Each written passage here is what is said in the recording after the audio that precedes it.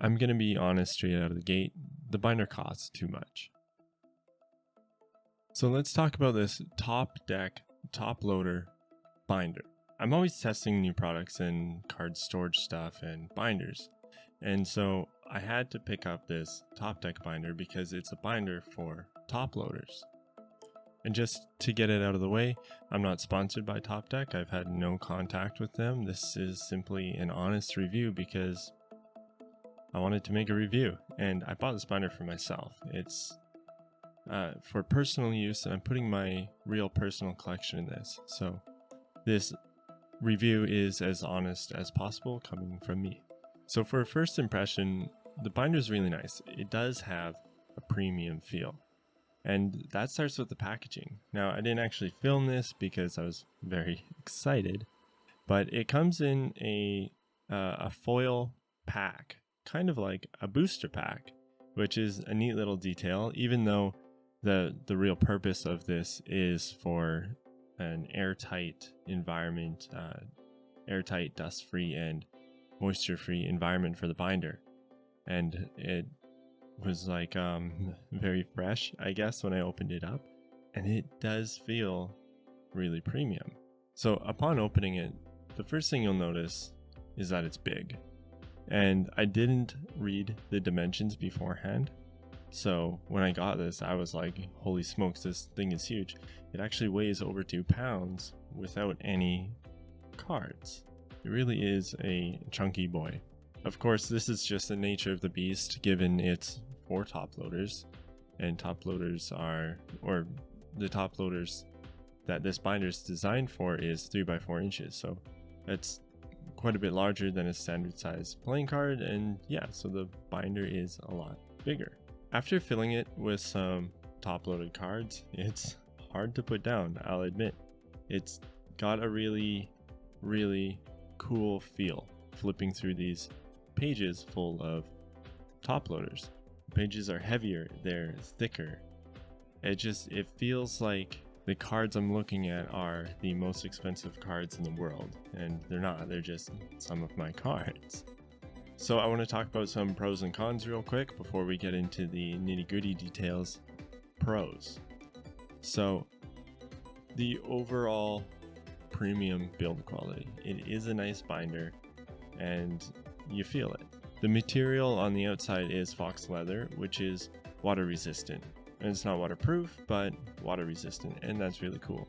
It offers a high level of protection. So your cards are sleeved, then top loaded, then in the pages, and then zipped up in the binder.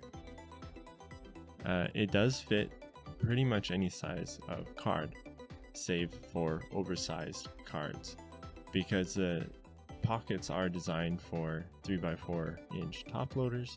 It's a lot more wiggle room there if you have cards that are slightly bigger or even slightly smaller than a Pokemon or sports card.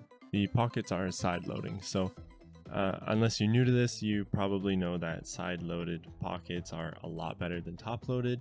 There's a few reasons for this. One is dust has a harder time getting into the pocket if it's side loaded, and also if you tip your binder upside down, all your cards aren't going to fall out. It has a zipper, which is nice. Not all binders have zippers, so that is a pro. And okay, for the cons, so it is very expensive. It's the most expensive binder I've ever purchased, actually. I already mentioned this, but it is much larger than a normal binder, so be prepared for that. It only holds 216 cards. This one's kind of a bummer, but after holding this and using it for a couple months, I understand. It's a really big, thick, heavy binder. 216 cards is probably as much as I want to carry around in this thing. The inside cover isn't anti-scratch, and I'll circle back to this. Top loaders are sold separately, so just be aware you'll need 216 top loaders. Okay, so let's talk about the exterior of the binder. It has a sleek black design. The material on the outside is fox leather, and it feels soft to the touch. Of course, fox leather is water resistant. However, the fabric around the zipper, going around between the covers, I should say, is not water resistant. So it's really more for like, going from your car to the house. If it's maybe raining or if you have sweaty hands or something like that, then it's good to know that that shouldn't affect your cards. For now, the binder only comes in black, but the black looks great. Top Deck's other binders come in a bunch of different colors. Personally, I would buy the black anyways. It's really nice. The stitching gives it a premium feel and quality look. I like the overall exterior design. It's mature and worthy of expensive cards. There is a Top Deck logo in the center. It's very subtle. It's very simple, embossed TD. And the logo itself reflects the overall aesthetic of the binder, clean and subtle. This is something that you can put out on the coffee table and it won't look out of place, if you know what I mean. Personally, I like my binders to have a sophisticated look. All of my binders are black, and when I store them on a bookshelf, they have a really nice library-like look to them. Okay, so let's talk about the interior. Inspecting the interior for the first time was quite fun. I'm sort of repeat myself again, but it does have a premium feel. The 9 pocket pages are almost perfectly fitted and centered. The stitching is perfectly straight. The zipper feels pretty standard, and upon zipping and unzipping it a few times, it gives no indication of wanting to snag or rip or anything like that. So upon holding the binder vertically and open, the pages do sag. And this is just because of the sheer weight of 18 top loaders per page. That being said, the binding is nice and tight, and there's no worry that the pages will tear or come loose, yet anyways. Now, I was disappointed to find that the inside of the cover is just this sort of standard cheap fabric. I've purchased other premium binders at half the cost of the Top Deck, and they have a soft felt or Alcantara type material on the inside of the cover. And this is really nice. You'll notice that when you buy new binders, or this Top Deck binder specifically, there are some sort of parchment paper pieces for the packaging. And that is so the inside of the cover doesn't rub on your pages. And since the pages are clear plastic, they can get scratched up pretty easily. And that's what that piece of paper is for.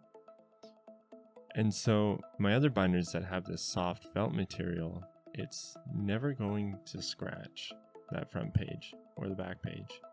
And that's really, really nice. And it feels really, really nice. So at this price point, I was disappointed to see that in the Top Deck binder, but that's probably my biggest complaint, and it's not really a big one, so that's cool. Next, we're going to talk about the price. So I'm going to be honest straight out of the gate, the binder costs too much. In fact, this might be the most expensive binder on the market. This kind of quality binder is competing with brands like Gemloader, which also make really nice premium binders, but not at this price. I get it. Customers are expected to pay a premium for a niche product, and that's what this is. But there's very little competition. In a market where there's few competitors and few alternatives for customers, it makes sense for a company to raise their prices, and I think that's what's happening here. However, is the binder worth it? Yes, it is. The binder's currently priced at $70 USD or $115 Canadian, which is what I paid, which is about as much as I'm willing to fork out for a binder. But you will receive the best protection for your cards available on the market, and to me, that can be priceless. Something else to consider is that while this binder only holds 216 cards, at $70, that's about 32 cents per pocket. Compare that to some competitor binders like Gemloader, their top loader binder. You're looking at the 20 to 25 cent per pocket range, or per card if you want to say it that way.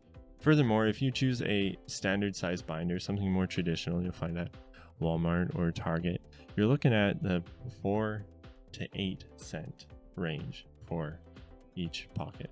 So it's a long stretch up to 32 cents. Okay, so that's my little review. To summarize, I do recommend this binder. There's nothing like taking this gigantic, chunky, heavy binder off the shelf and flipping through your top-loaded cards. It's truly a new and highly satisfying experience. If you're like me and you just love to nerd out on this stuff, then this binder is for you. But as I stated, the price is high, and I do believe it's the best option on the limited competition market right now. This isn't something you can find at Target. It's a niche product for nerds like you and me. I do have one word of warning though. If you buy this, you're not going to want to go back to a regular binder. Thanks for listening to my review. If you scroll down a little bit, there's a button that looks like a thumbs up. That's a like button. If you click that, it helps me out. I really appreciate it, and it's no extra cost to you. Thanks.